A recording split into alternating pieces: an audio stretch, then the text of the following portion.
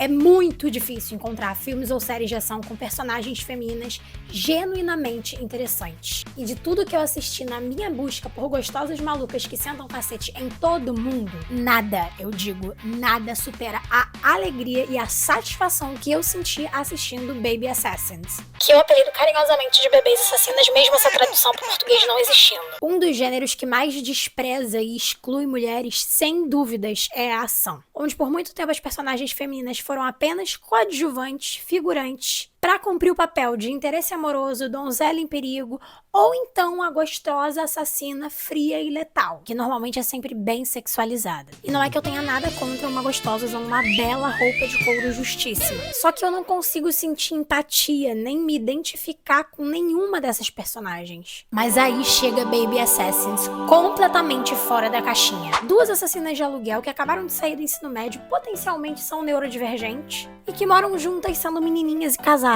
Deixando bem claro que isso é uma grande fanficagem dentro da minha cabeça, porque nem os filmes nem a série desenvolvem o relacionamento amoroso entre elas. Mas que tem caroço nesse ângulo, tem.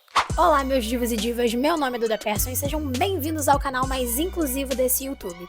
Hoje eu tô com um pouquinho de preguiça de elaborar uma introdução como eu sempre faço, porque eu quero ir direto ao ponto. Hoje eu sou uma mulher com uma missão, uma mulher com um propósito, que é espalhar a palavra de Baby Assassins aos 4 cantos desse mundo. Porque eu acredito que esta joia, esta preciosidade não recebe o devido reconhecimento. Se fosse uma obra estadunidense, eu tenho certeza que já teria sido elevado ao patamar de clássico aclamadíssimo pela crítica e pelo público, porque não há defeitos em Baby Assassins. Acho que é um momento muito difícil para você ser um homem e eu lamento muito por vocês, homens, que podem sim apreciar essa obra, mas que jamais entenderão a experiência catártica que Baby Assassins é para nós, mulheres, I'm just a girl, que amamos violência, mas continuamos sendo menininhas. Sem mais delongas, vamos começar. Eu vou dar um resumo pra vocês de cada uma das obras do universo de Bebês Assassinas, e aí a gente vai analisar ponto a ponto do porquê esta grande obra é tão genial. Até o dia que eu estou gravando esse vídeo, nós temos 3 filmes, um documentário, uma série com uma temporada de 12 episódios e um mangá que tá em desenvolvimento. Ou já desenvolveu e eu não sei. Uma coisa absolutamente nada a ver, mas quando eu assisti o primeiro filme, eu amei e eu fiquei desolada que tinha acabado, porque eu queria mais, eu não sabia que tinham outros filmes. Daí eu descobri que tinha o segundo, assisti, fiquei desolada porque tinha acabado, descobri que tinha o terceiro, descobri que tinha documentário, descobri que tinha série, descobri que tinha mangá. Nós, fãs de Bebês Assassinas, não passamos fome. Começando pelas grandes estrelas da noite, as nossas protagonistas. Chisato Sugimoto, interpretada pela Akari Takashi, e Nahiro Fukagawa, interpretada pela Saori Izawa. Olha como elas são bonitinhas! Olha, eu sou tão apaixonada nelas, cara! No primeiro filme de 2021, intitulado Baby Assassins, elas acabaram de sair do ensino médio e precisam arranjar um emprego pra viver uma vida normal. Porque assim ninguém vai desconfiar da vida dupla que essas menininhas bonitinhas levam como assassinas sanguinárias. Se dependesse delas, elas só matavam o que elas tinham que matar e jogavam videogame o resto do dia. Mas a empresa de assassinos que elas trabalham quer que elas tenham um disfarce, para que elas fiquem assim acima de todas as suspeitas. E nisso as duas também vão morar juntas temporariamente. Uma das minhas cenas favoritas de toda a franquia, inclusive, é do primeiro filme, que é quando elas vão trabalhar num maid café.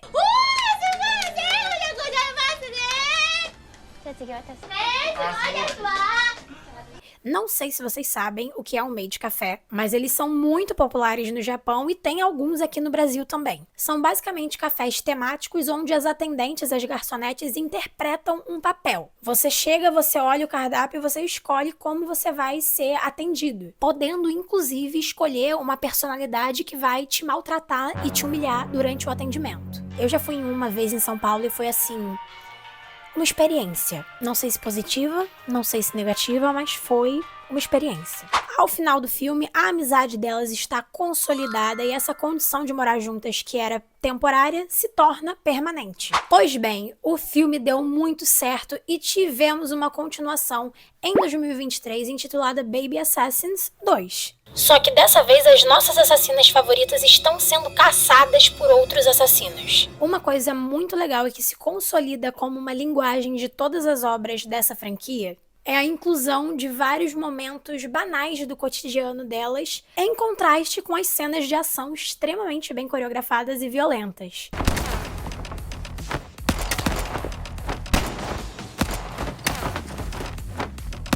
Então, ao final de todo o filme e todo o episódio da série, elas vão comer um bolinho, comer uma sopinha e falar de coisas assim, esdrúxulas da vida delas. No final do primeiro filme, elas voltam mancando, toda arrebentada, pra casa pra comer um bolinho de morango que tava esperando na geladeira. Eu acho absolutamente incrível e relacionável. Afinal, quem não quer uma comidinha gostosinha depois de um dia árduo de trabalho? Uma curiosidade e uma coisa muito legal desse segundo filme é a participação do grupo feminino japonês Atarashi Gakko na trilha sonora e como figuração dentro do próprio filme. Se vocês não conhecem Atarashi Gakko, nunca viram nada dessas meninas, eu indico fortemente que vocês pesquisem. Enquanto eu assistia ao primeiro filme, eu só conseguia pensar o tanto que fazia sentido ter elas na trilha sonora. E ver isso se concretizar no segundo filme foi, assim, incrível. Elas são um grupo extremamente subversivo, desde as letras das músicas, as próprias composições, o estilo musical delas e como elas se vestem no palco. A tradução do nome do grupo, que muito tem a ver com o conceito, é Novos Líderes da Escola ou Nova Escola, e elas têm a proposta de desafiar estereótipos e normas sociais, principalmente aquelas relacionadas à juventude e ao sistema escolar japonês. É um grupo marcado por contradições e convergências entre tradição e inovação, rebeldia e obediência. Elas carregam muitos símbolos e elementos tradicionais da cultura japonesa, só que a forma como elas exploram esses elementos é por si só subversiva e inovadora. Elas misturam estilos musicais de um jeito muito único e também são conhecidas pelas coreografias no mínimo peculiares.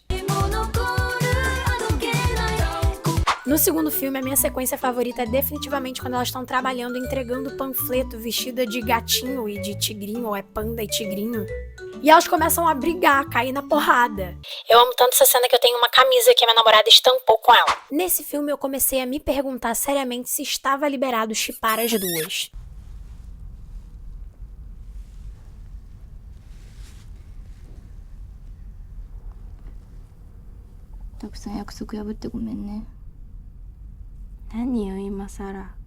No terceiro filme de 2024, intitulado Baby Assassins Nice Days, as nossas divas estão lutando pelos seus direitos trabalhistas. Elas estão tentando tirar férias e não conseguem.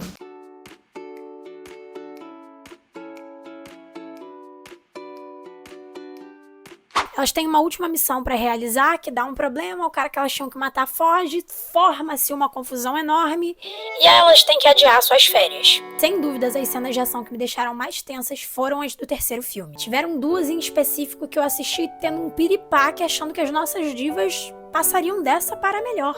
Em vários momentos eu achei que elas fossem virar camisa de saudade.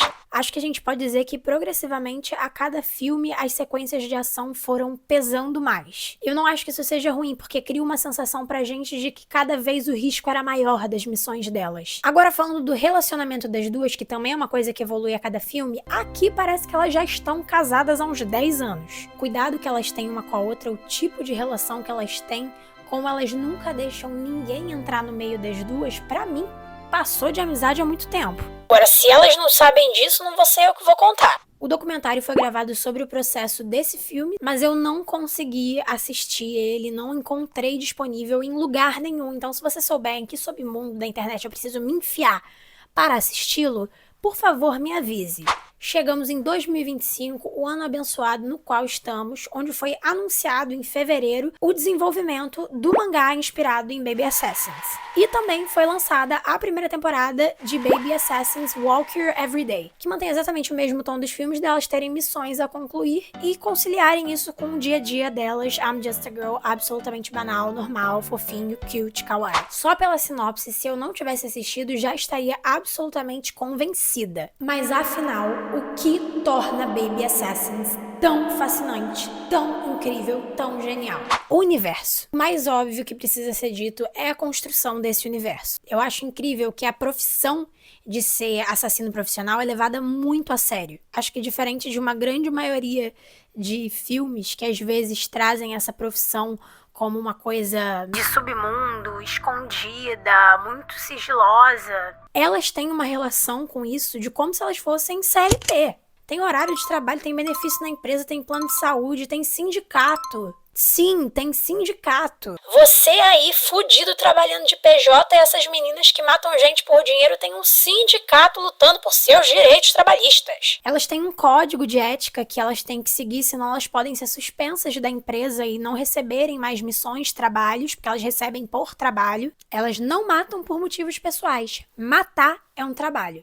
Matar fora do trabalho é uma violação que elas não vão fazer. Elas não ultrapassam essa linha. Mesmo querendo, mesmo podendo. É uma organização extremamente eficiente. Eu vou falar pra vocês que tá difícil conseguir um emprego com tantas vantagens assim, viu? Você aí recebendo mal, não tendo um benefício, um vale transporte, com desvio de função, fazendo hora extra sem receber, enquanto elas só têm que chegar, apontar a arminha delas, pá, e ir embora. Quando elas concluem a função delas, que é desviver pessoas, apenas isso, elas pegam o telefone da empresa, ligam para a equipe de limpeza e a equipe de limpeza vai se encarregar de limpar, porque o trabalho dela é matar, não limpar. Isso gera conflitos muito engraçados, inclusive ao longo dos filmes e episódios, porque às vezes elas bagunçam demais pra matar. Chega o cara da equipe de limpeza responsável, ele fica puto. Pô, mano, vou ter que fazer hora extra porque tu não soube fazer seu trabalho com eficiência? Eu acho que esse é um dos fatores, inclusive, que torna elas personagens tão relacionáveis.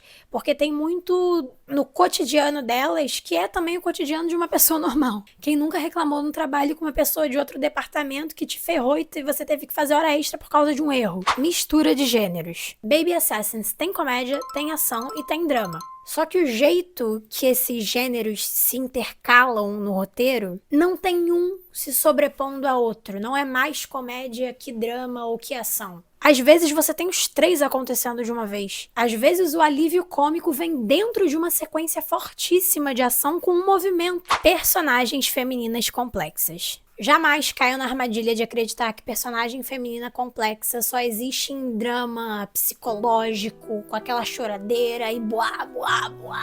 O gênero de uma obra não é desculpa para o desenvolvimento de uma personagem pobre e rasa. Dito isso, eu não tenho nenhum defeito para colocar nelas. Shizato e Mahiro são as protagonistas que eu não sabia que eu precisava, até eu assistir. Elas conseguem carregar em si elementos que eram considerados opostos, e que por muito tempo você não podia ter se você estava construindo ali uma personagem feminina forte. Elas são perigosas e letais, mas elas não são a femme fatale. Elas são menininhas que gostam de pelucinha, que usam um lacinho às vezes, que gostam de coisas de menininhas, mas sem serem infantilizadas. Elas não vão se masculinizar por conta do trabalho que elas fazem. Elas não vão se vestir de uma determinada forma para passar a imagem de mulheres perigosas.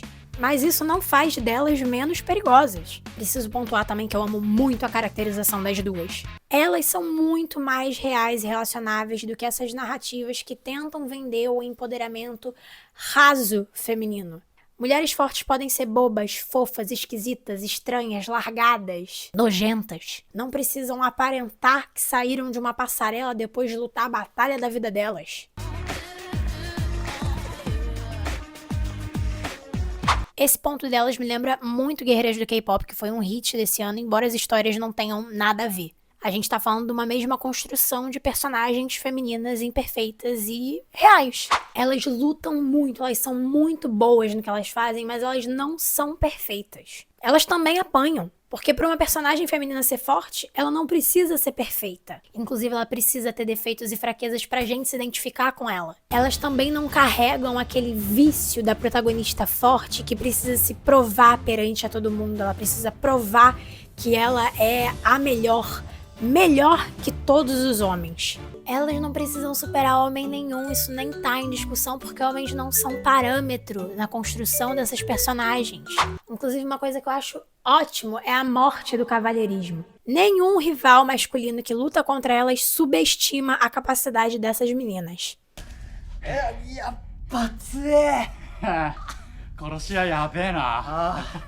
Eles sentam um cacete em mulher sim. Não vai meter essa de ai, não bato em mulher. Ela é uma assassina, tá querendo te matar, mata de volta. Feminismo não é isso. E não é só a construção individual delas que é incrível. Elas se complementam muito bem, a dinâmica das duas é muito boa. A construção de personagem, a personalidade e as características físicas e da caracterização figurino se complementam das duas. A Mahiro é mais introvertida, tem a personalidade e a aparência de um moleque ceboso que fica jogando videogame o dia inteiro e que não consegue pronunciar um oi na rua pra um estranho. Sabe aquela criança que se esconde atrás assim, puxando a manga da mãe, que tem vergonha de falar com os outros? É ela. Já a Chisato é mais extrovertida, mais menininha, e ao mesmo tempo ela cumpre um papel de chefe da casa, de chefe familiar, patriarca. Porque é ela que toma as decisões e a Mahiro obedece. Porque a Mahiro não consegue tomar decisões também. É como se elas fossem yin e yang, mas ao mesmo tempo cada uma delas tem elementos do yin e do yang que complementam os outros elementos yin e yang da outra. Elas têm muita química em cena e um jeito muito peculiar de interpretação, que eu fico me perguntando se é uma coisa própria, característica das atrizes, ou se elas foram conduzidas para esse lugar pela direção de ator. É extremamente caricato, mas dentro do universo de Baby Assassins é normal. Não fica exagerado. Agora, curiosidades que ninguém perguntou. Uma curiosidade muito legal sobre elas é que elas duas praticamente fazem todas as cenas sem dublê. A Saori tem um currículo extenso de dublê. Ela tá acreditada em vários episódios de Alice in Borderland, John Wick e G.I. Joe. Até por isso que as cenas de ação de luta mais complicadas são dela. A direção. Precisamos falar da mente de titânio de Yugo Sakamoto, o homem que roteirizou e dirigiu todos os filmes, todos os episódios, tudo que você vai ver na sua vida de Baby Assassins. Me dói fisicamente admitir que a minha franquia favorita de ação e que duas das minhas protagonistas femininas favoritas foram escritas por um homem. Eu acho isso absolutamente chocante, porque ele fez muito bem. Parabéns. Que sirva de exemplo para os seus colegas de profissão. Por mais homens na ficção escrevendo mulheres incríveis. Eu fui procurar ver outras coisas que ele já tinha feito. E pasmem, ele é viciado em escrever personagens femininas incríveis. Ele lançou um filme agora em 2025, que eu não vou nem tentar pronunciar porque é um trava-língua, mas que é uma adaptação, ele roteirizou essa adaptação de um mangá que é sobre duas meninas universitárias que moram juntos e que são absolutamente parecidas com Baby Assassins. Só que dessa vez não tem comédia, é uma coisa mais drama, slice of life. Se eu assistir e gostar, eu conto pra vocês depois. Eu acho um grande mérito do Yugo, e na verdade de praticamente todo grande diretor tem isso, é que ele conseguiu formar um time dele, uma equipe que dá certo e que praticamente tá junto com ele em todos os projetos. Desde o primeiro filme, praticamente todas as funções-chave se mantiveram. Fotografia, direção de ação, arte, produção, as mesmas pessoas. Tem uma assinatura muito característica em todos os trabalhos dele, que não é só dele, é dessa equipe que tá sempre junto com ele também. Agora que eu já elogiei essa grande equipe de milhões, eu preciso fazer um adendo para elogiar o diretor de ação de Yugo Sakamoto. A coreografia das cenas de ação são um dos maiores diferenciais e uma das coisas que mais chama a atenção em Baby Assassins. Quando eu assisti o primeiro, eu não entendia nada de cena de ação, mas eu sentia que eu estava assistindo alguma coisa muito diferente. Então eu comecei a pesquisar para entender o que tinha na coreografia que pra mim era tão incrível. Eu, como uma consumidora não muito assídua de ação, estava acostumada com cenas que usam muito de cortes e truques de direção para passar a sensação de que tá acontecendo uma coisa muito emocionante naquela luta. Só que as cenas dirigidas pelo Sonomura são mais fluidas e não recorrem tanto a corte. Elas têm um ritmo construído dentro da própria coreografia. E como eu falei da mistura de gênero nos roteiros, às vezes dentro da coreografia está o elemento de comédia, o alívio cômico. Não são todas as direções de ação dele que têm essa pegada, essa assinatura, até porque esse estilo de coreografia para Baby Assassins foi pensado também junto com Yugo Sakamoto. Outra curiosidade é que ano passado saiu um filme chamado Ghost Killer, que é roteirizado pelo Yugo Sakamoto, dirigido pelo Kensuke Sonomura e protagonizado pela Akari Takashi, que é a protagonista de Baby Assassins, uma das protagonistas. Acho que eu já falei muito porque eu me empolgo para falar demais quando é uma coisa que eu gosto. Espero que esse vídeo cumpra o seu objetivo de espalhar a palavra de Baby Assassins por todos os 4 cantos desse mundo. Se você não conhecia essa obra e a palavra chegou até você, comenta aqui embaixo. Amém. Agora, se você já conhecia, deixe aqui o seu testemunho, irmão, para incentivar novos membros da nossa igreja. Se você gostou desse vídeo, deixa sua curtida, comenta, se inscreve no canal, manda pros seus amigos, deixa ele passando sozinho na sua televisão, no seu computador, para me dar mais visualização também, é uma opção. Se você quiser também deixar uma indicação de algum filme, série, livro que você acha que eu vou gostar, deixa também que eu aceito, eu sempre leio tudo que tá escrito aqui. Um beijo e até o próximo vídeo.